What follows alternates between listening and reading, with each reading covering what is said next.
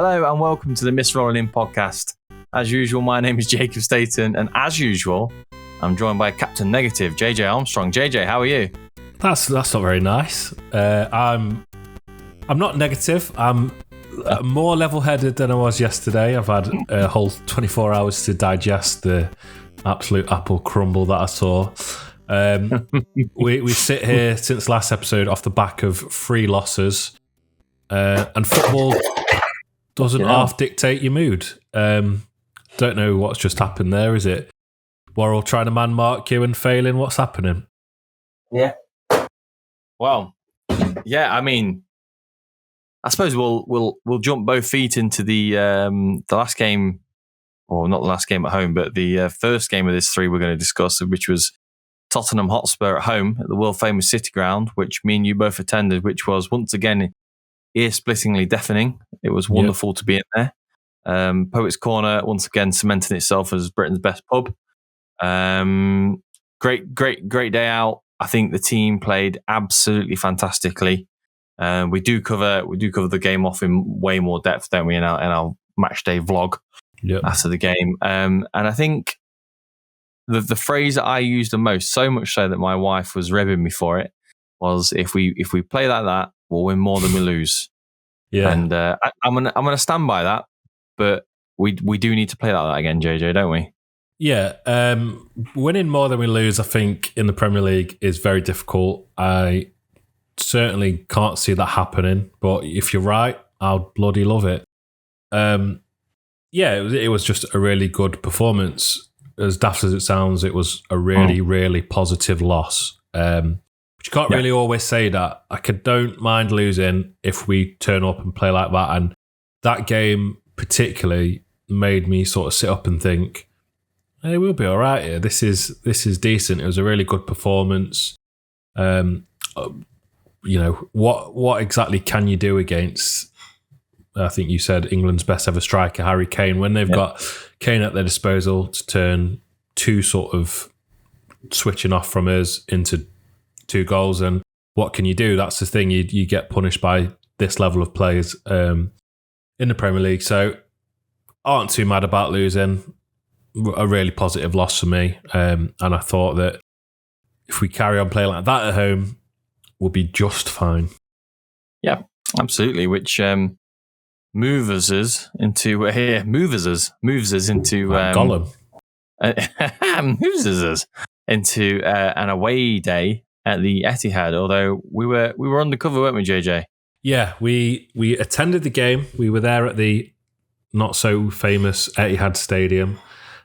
In the home end, I was front and centre opposite the Forest fans, undercover in the home end, and as expected, it wasn't the best of nights. How did you find the experience, Jacob? Yeah, it was probably exactly what I was expecting, but I hoped we could, on the back of the Spurs performance, I hope we could have stuck it out a bit longer, if you know what I mean. But Erling Haaland scores a hat-trick, which in my opinion were all tap-ins and nothing goals. That's what he's there for. Julian Alvarez is underrated. Those 2 goals he scored were fantastic. And they didn't even play Kevin De Bruyne. He came off the bench. Yeah, so crazy. It's Cancelo's goal as well. We forget that. It was start of the second half and just kind of really puts it to bed. I think to some degree we were lucky they didn't really get out of maybe second or third gear. I'm glad that game's done and out of the way. Let's put it that way. Definitely. I think the golfing class and quality was apparent, very clear. You had Ilkay Gundogan, or as our former host Jordan called it, Ikbay Gundogan or whatever. Ikbay Gundogan. Gundogan. I still can't really say it now. He pulled the strings. He was immense. They're just a ridiculous side. João Cancelo is an outrageous player. I don't think he's really a defender. He just cuts about and does unreal stuff. So, everyone expected us to lose. I could have predicted a 5 or 6 goal thrashing, but we didn't really show up It's fine. It's Man City away. Expect it. Doesn't really matter. Immense pride in the Forest away support. I think sat in the City home end, there wasn't really an atmosphere, but all you could hear that entire game was the cavalry of Forest fans. Yeah, we were sat in the family stand, weren't we? And it was very much a family stand. I think we had that one chance, didn't we, in the first half where Lodi headed it into the side netting. If you watch that whole movement, that was actually, we looked really, really good. It was just, that was it. Yeah.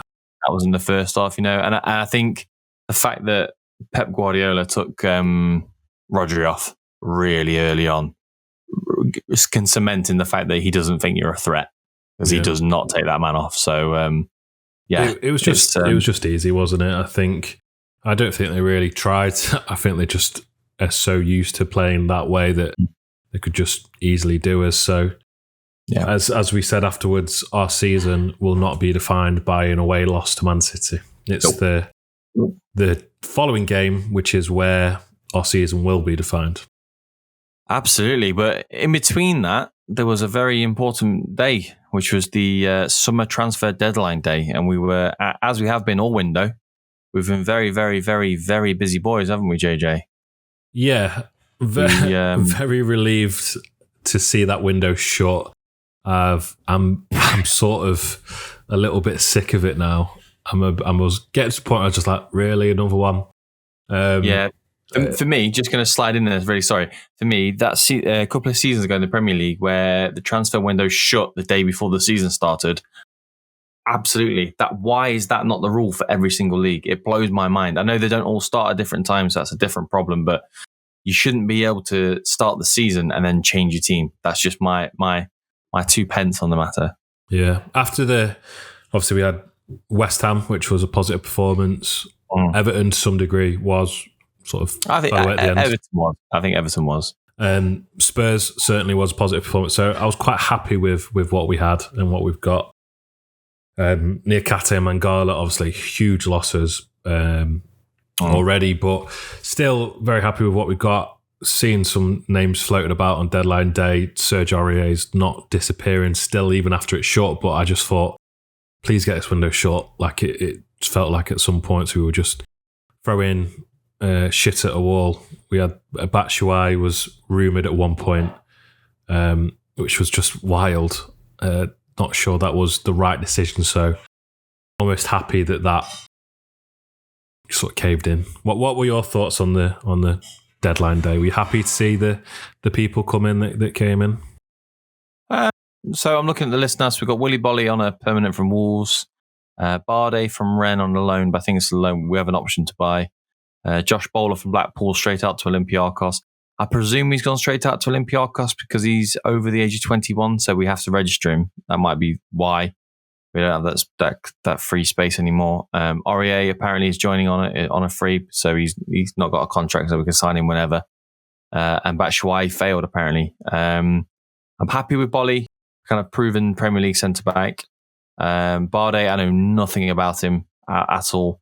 Josh Bowler, I watched him play a couple of weeks ago for Blackpool. I think he would have been pretty handy, but I also completely get him going straight out. Serge Aurier, I don't get it. We've discussed this before. I don't get it. Batshuayi, whilst I think he would have been a really good sign-in, he would have been a really good sign-in 4 weeks ago. If we're signing Batshuayi, do we need to sign Dennis? Do we need to sign, there's different questions that raises to me.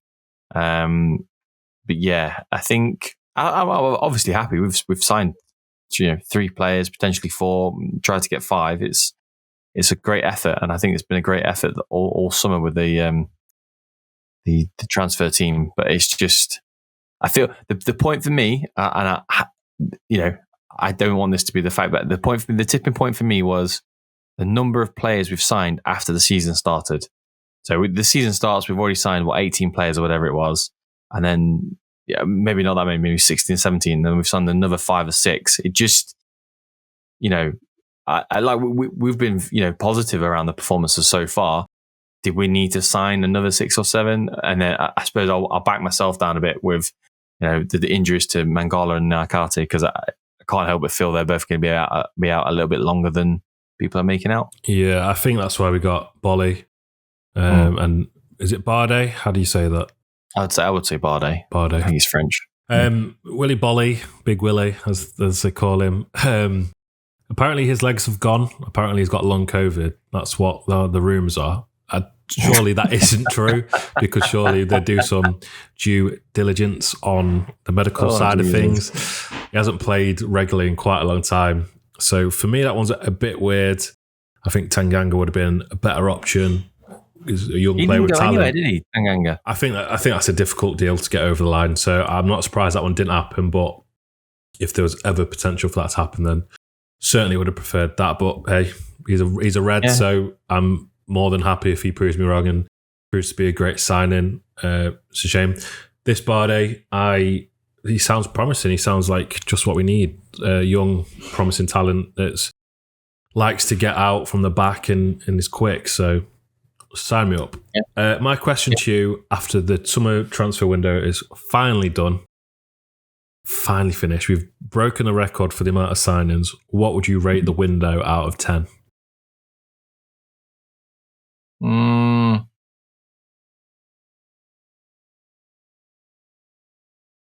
Clock's ticking. I'm going to say a 7.5. Interesting.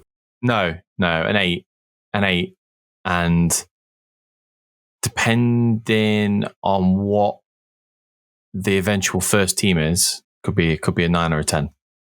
The fact of the matter is we needed to sign that many players because of all the outgoings. It's all well and good, all these memes popping up, and I do personally find them hilarious of the whole, there's a big giant triple-decker bus from Harry Potter and it's the Forest team bus. I do actually find it funny. The big school photos and it's the Forest team photo. My personal favourite was the singing initiation was going to be akin to Live Aid. Which was brilliant. But yeah, we needed those players because of the ones that went out. Our squad isn't big by any stretch of the imagination. It's standard size. So yeah, we needed those players. I don't know if we're covered off in all the areas we needed to be covered off in. Interesting. Just to give my answer, I know you didn't ask, but JJ, thank you. Out of 10, what would you give the transfer window? Although I was sick of it, I'm glad it's done. I think it has to be. Mate, come on. Have to be. That's my impression of you.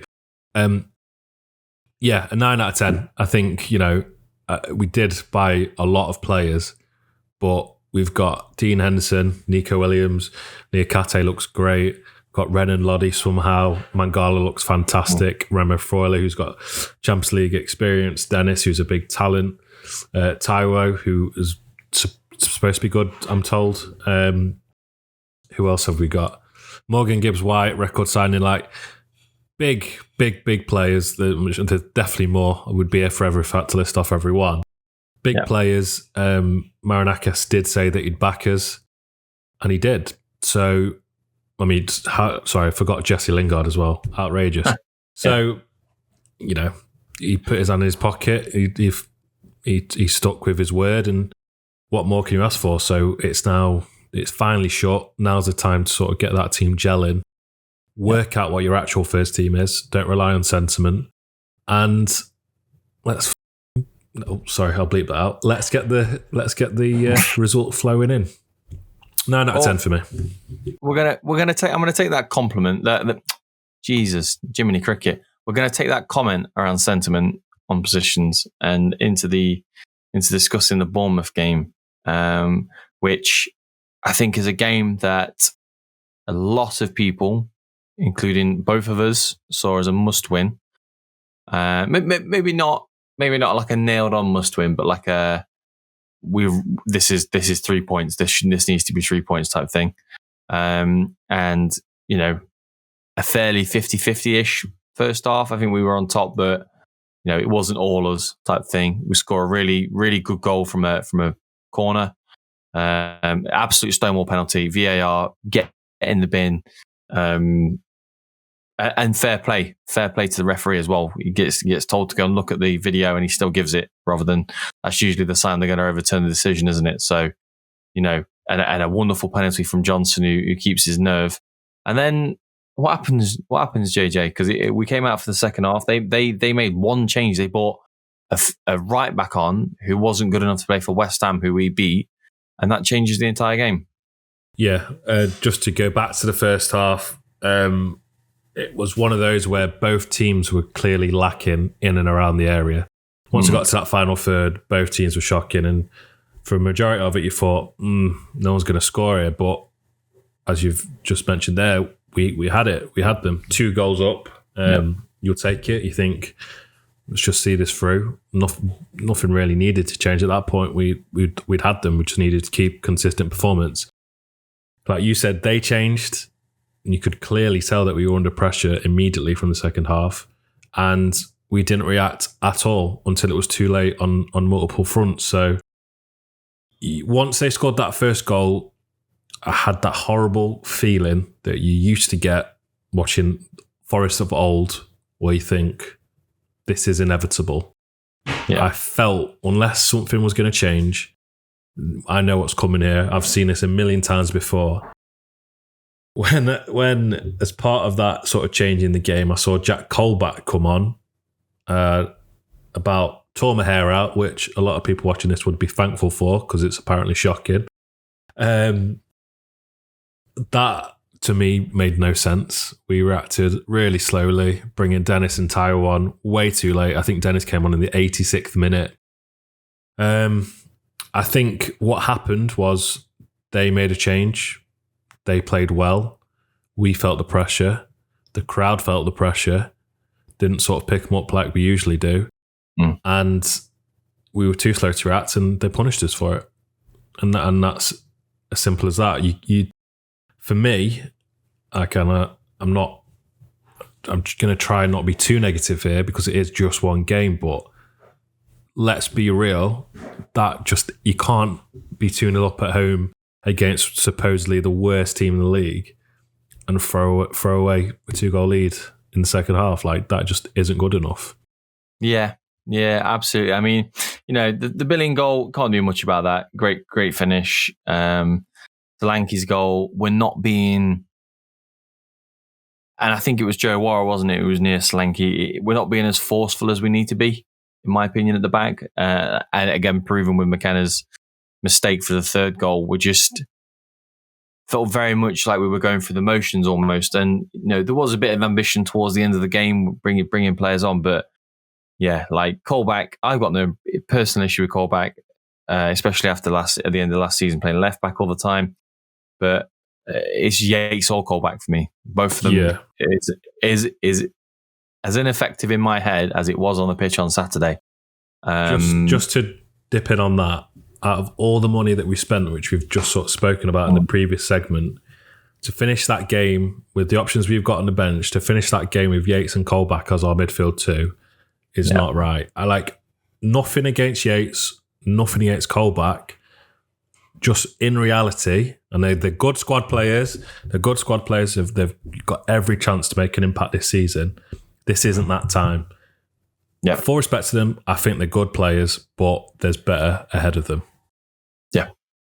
Yeah, absolutely. Again, for me, and this has always been the case, I may have said it on one of last season's podcasts, but it's one or the other. It's not both of them. But yeah, I can only presume that O'Brien may be a bit burned out. He's played a lot of football at the start of the season. Royler may just not be match fit. So, there's obviously reasonings. I'm not questioning Cooper in any way, shape or form. But it's, and, Dennis, bringing him on 5 minutes to go, I get leaving Brennan Johnson on the pitch, but it's just, if you're going to make a decision, make it a bit sharper type thing. But I still think it's worth remembering that it was a mistake that gave them the third goal. It wasn't necessarily them playing well. I think we were pushing, and if you look at the stats, we had more possession, more shots. So I think a 2-2 draw may have been a bit fairer, in my opinion. Yeah, a 2-2 draw still would have been points dropped, and felt like a loss anyway. It's not a loss A loss is something else, especially against somebody who theoretically can be rivaling you at the bottom of the table. But yeah, I think a 2-2 draw would have been fair. I think we weren't that bad after going. When it got back to 2-2, there was a kind of a 10-minute spell after that where I thought we looked a lot better, a lot of possession, and that is just. I think Steve Cooper's struggling to know his best formation, definitely, and his first team, which isn't helped by with injuries that have already occurred. That isn't going to help because you have he'll have what his first 11 is in his head, or maybe first 11 for certain situations. But if two of those start, I would suggest that Naikate and Mangala would be two of the first names on the team sheet if they're fit. And if they're not, for whatever situational first 11 he wants, and if they're not fit, then you're already 2 down, aren't you? Yeah. I'll ask you a question. Go on. I've previously said about relying on sentiment. You've seen with England that Gareth Southgate always picks the same players who once did something good for him. Would you say that Cooper's doing the same thing with players like Worrell, Cook, McKenna to a lesser degree, because I think he is still very good, Colback, Johnson, the Yates, the people that helped him get up last season? Is he relying too much on sentiment, still giving them a massive roll of the dice, or do you think they warrant starting? Not at this point in the season. I think if you come back to me at Christmas and we're in a similar situation and he's still doing it, then yes, absolutely. But, it's only 5 games into the season. We're only 5 games after last season where these players were, absolute Guardians of the Galaxy for him. You know what I mean? Joe Worrell, I think he played really well against Spurs. He wasn't cutting it for me in the 3 games before that, 2 games before that. But Spurs, I thought he was really good. I think, for me personally, only Lewis O'Brien played well against City. It's a different kettle of fish, isn't it? So, I just don't think he's going to. So you look at Joe Worrell, I'll take as the example. The person you're going to bring in for him is Julian Bancon. He's not going to drop. He's not going to drop Worrell lightly, the club captain who played so well last season, for somebody who's coming from the French league, who's an unknown entity. In my opinion, it's just not going to happen. And I don't think it's sentiment. I think it's sensible. Brennan Johnson, I don't think's too far away from getting dropped. And given a rest rather than being dropped. Yeah, somebody like Dennis, or maybe even playing Gibbs White in the 10 up front. But yeah, the Brennan Johnson experience for me, or not experience, the experiment of trying the front 3 together. We've got flashes of brilliance, but it's so obvious that there's no one there waiting to be on the other end of it. I think that Brennan Johnson possibly needs to see some bench time purely because, I love Brennan Johnson. He's a great player, but he has the potential to come across as really, really lazy.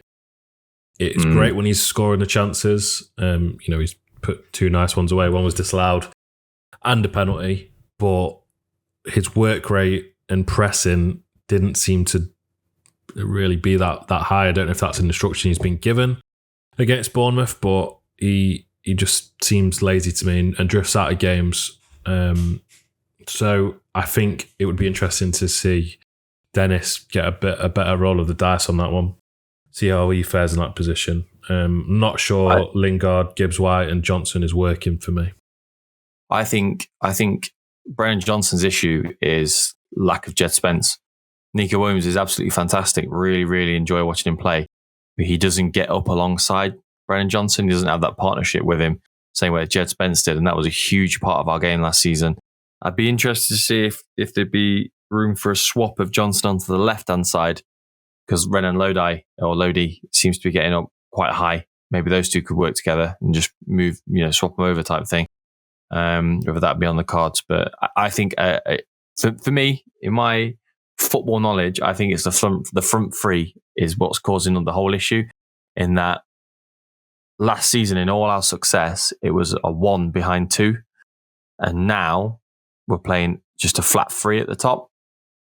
And it doesn't work for me. It doesn't. There was a couple of times against Bournemouth on Saturday where we win the ball back look up, and those three attacking midfielders that are playing across a front three, none of them are wingers, none of them are strikers per se. You could probably argue for Brendan Johnson, but none of them were where you needed an outlet to be, where Keenan Davis was last season, where I imagine they expect Taiwo Awoniyi to be. I'd like to see him move back to the one with the two in front, personally. I think that's he's in it. Obviously, Steve Cooper's got a predicament because he's got to wedge certain players in. I imagine he is expected to play Brendan Johnson, the club's golden boy. He is expected to play Morgan Gibbs-White, the club's record signing. And he is expected to play Jesse Lingard, who I imagine is the club's highest paid player. So he's got to sandwich them in somewhere. And that's an unenviable task. But I just don't think that front three is helping the way that Steve Cooper wants to play. I think we need that focal point. The way that Keenan Davis used to drift off to the left and hold it up and bring it forward. See, that's going to be Awoniyi. And that one who sits in the middle kind of almost spearheading and dragging everyone up what Zinchenko used to do.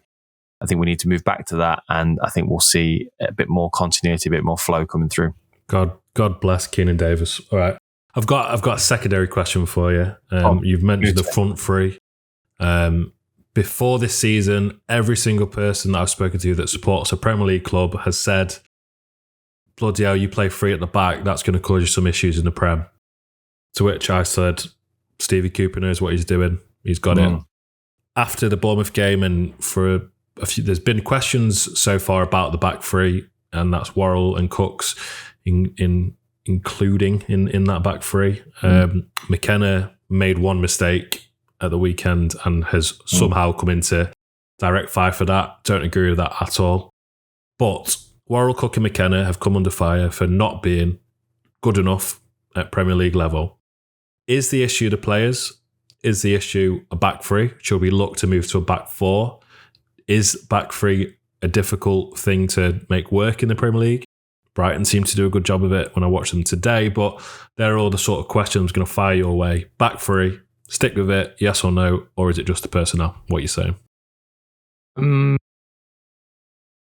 Stick with it.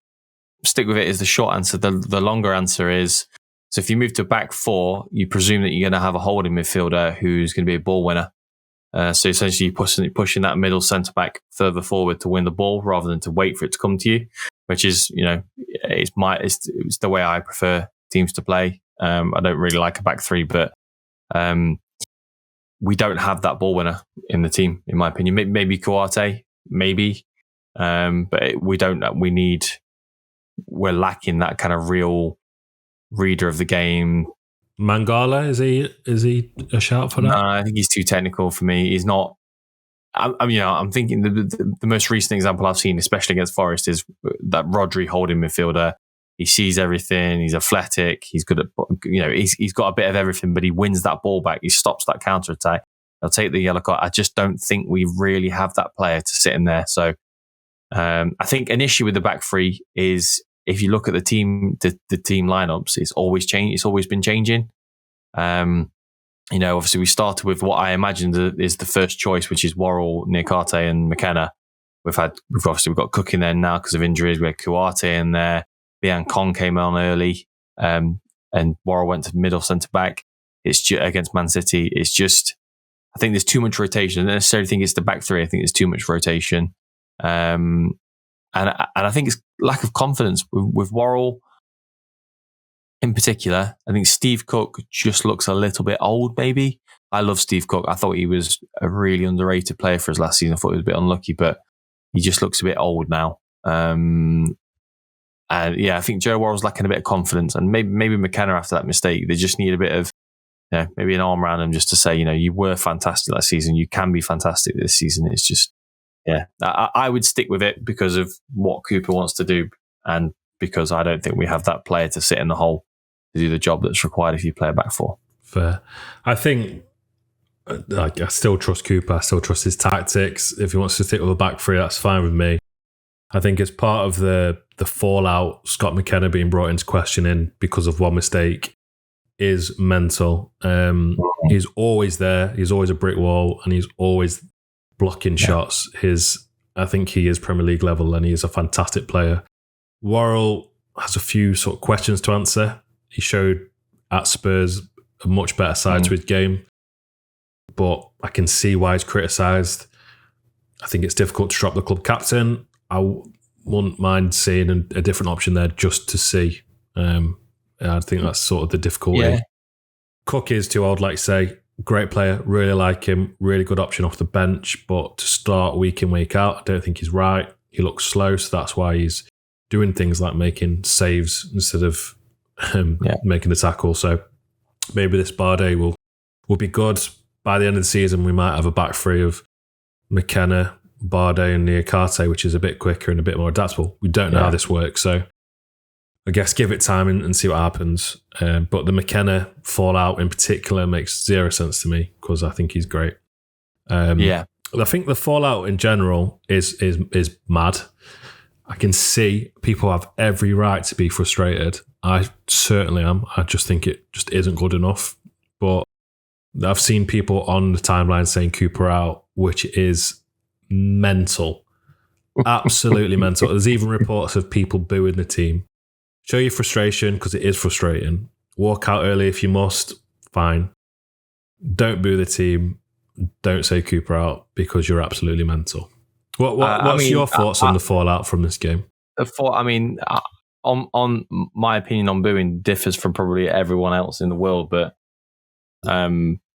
you pay your money, you boo whatever you want. Right. You know, I'll support this club until the day I die, but the team has to earn it. That's my opinion. You boo whatever you want, you've paid your money. Leave whenever you want, you've paid your money. That's just my opinion. I agree in the second part. I think booing is unproductive, but fine. I get it. I just think, you've paid your money. You can do whatever you want. But for me, it's absolute nonsense.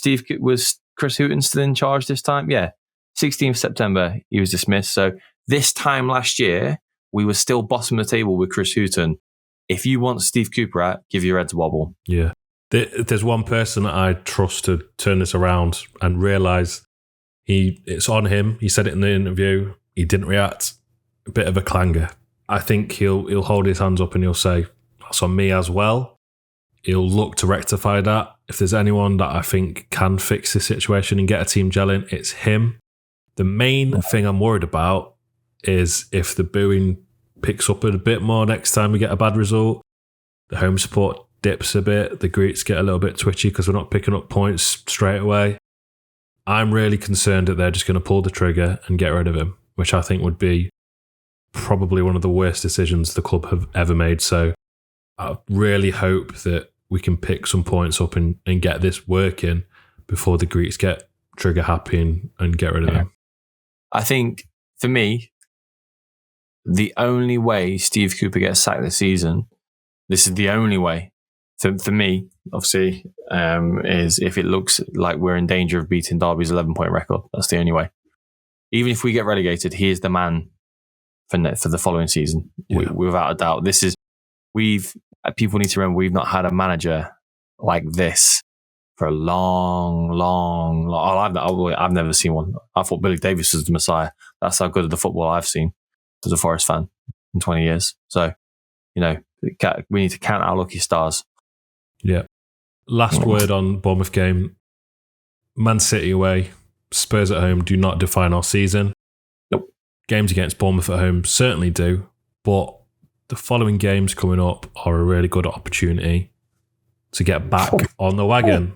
Oh, look at that segue. What do you want to talk about next, JJ? Is it Leeds United away by any chance on Monday the 12th of September? Shall we? Shall we do it? Should we do it? Yeah, sure. That's a huge game. Two big clubs, two vociferous sets of fans. Ooh. I know. Yeah, big words. They're on a bit of a slippy slide, aren't they? They started the season really well. They've lost the last two, I want to say. I think it's going to be a really interesting game. It's one of those ones where I wouldn't be surprised if we nicked something. Failing to say any more on it than that, I want to say 1-0 Forest, JJ. Interesting. I live in Leeds. I'm surrounded by Leeds supporters. No way. I think they've started the season really well. I think Brentford are a ridiculous side. I'm not surprised they lost to Brentford. I think the main thing, this is to follow up the Bournemouth game, this is a really difficult game. They are similar to Forest in that their home atmosphere is outrageous. And you could see the Chelsea game, what the home fans can do.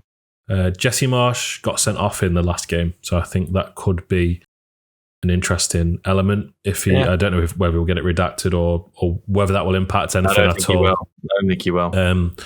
I think Leeds last season, I think we go there and we get something. Leeds is this season, they look like they're made of sterner stuff. They look like they've sort of found it a bit, I think, and they've made some really good signings. They've been backed well, and it seems like it's starting to work. So, unfortunately, it's not going to be an easy game. I think some people might look at Leeds and think, well, we'll beat them.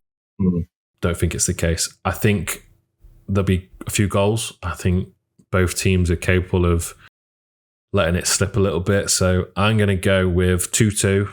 And I think that would be an excellent result away at Leeds. A point away at Leeds would be excellent. Because they are certainly a very, very fit and eager team, and they'll be difficult to play against. So 2-2, very difficult game. Yeah. So, was 4 days later we play Fulham on the Friday night? Yeah, I didn't know that until you said that before the start of this podcast. I didn't realise it was we go from Bournemouth to, is it 9 days until Leeds? Yeah. And then from 9-day break to 4 days, it's just bizarre to me. Bizarro. Thank you, Sky. Really appreciate not having any football to watch on a Saturday. Cheers. Or a Sunday. I think Fulham, this is a must to win with a capital M and a capital W. Fulham have been way better than I thought they were going to be coming up. I think Mitrovic has always got a goal on him. Very, very interesting game. I can't wait to watch it. 3-2 Forest. That's what I'm going for. He loves a 3-2. I love the 3-2. Best score in football, mate, as long as you're on the winning team. If you asked me prior to the season, I'd have told you Fulham and Bournemouth are as good as dead. Romeo. I don't think that is the case anymore. Fulham have made a great start. They look good. They look like they've probably finally found enough to keep them up. That's what it looks like at the minute. They've made some good signings. I think they've just brought in Willian, which is interesting. Mitrovic looks like he can finally score in the Premiership and looks confident as anything. His goal against Spurs at the weekend was fantastic. So, unfortunately, once again, I mean, I'm just looking at our war chart now. We're looking at good plug. Cheers. Missrollin.co.uk if you fancy it. We looked at Bournemouth, Leeds, Fulham. It's a bit dark, so I can't see that. Leicester, Villa, and Wolves. We're looking at that run of games. You think that's a great opportunity to pick up points. Yeah. Starts with Bournemouth. Obviously, we've lost the Bournemouth game. Leeds are a handful, and Fulham now look like they're doing really well. So it's not looking as pretty as it once did. I've waffled on for way too long. My prediction, I think, you're not supposed to say yeah. My prediction will be, I'm going to have to go for a draw again because I think it's going to be difficult. Had a great game there last season where we won 1-0 just with a Zinkernagel sort of forced error. They tonked us 4-0, didn't they, at home as well? They did. It's going to be a difficult game. Cooper's first loss? It was. Not sure. Yeah, we were there. I can't remember if it was his first loss. But either way, really difficult game. I'll take a point again. I think if we can get 2 points off the next 2 games, I think it's massive. If we can get more than 2 points, I think that's bigger than massive, whatever word you want to sort of call that. 0 points would be awful. And I think the Forest fans will go into a complete and utter meltdown. So who knows what the future holds, but I'm keeping my fingers crossed for at least 2 points in the next 2 games.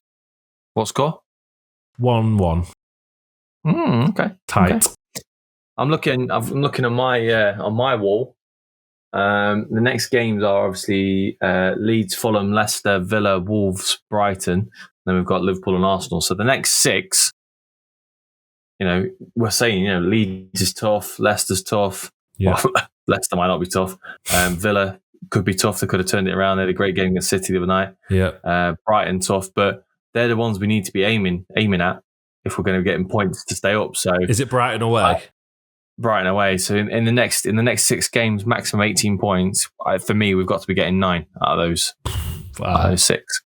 Yeah, maybe I'm just being. You did call me Captain Negative at the top of the show. Maybe I'm being Captain Negative because 9 feels like a reach for me. It's being realistic. You being realistic. I think I'm being the one being my cup's close to being full rather than you being negative. But if we can get 9 from them, I mean, great. It wouldn't be the biggest shock in the world if we lose to Bournemouth and then go on a bit of a run and beat. Like, football's a weird sport. You've seen it with Villa getting absolutely. A point at City yesterday. You never know. Yeah. You never know. It could be that we lose against Bournemouth, you Fulhams, but pick up points against your Brightons and Liverpools. Like, you just never know. Yeah, absolutely. Cool. Okay. Well, there was one thing I wanted to mention before we do our outro. Oh, can we all please spare a moment and pour out a tall cup of whatever you got, guys, for James Garner, who will not be joining Nottingham Forest. He has joined Everton. I'm extremely sad. I think it's an opportunity missed. And that may be the one that's got away. However, if you're listening for the first time ever, thank you very much. If you're coming back again and again and again, we love you very much. This has been the Miss Rolling In podcast, hasn't it, JJ? You Reds.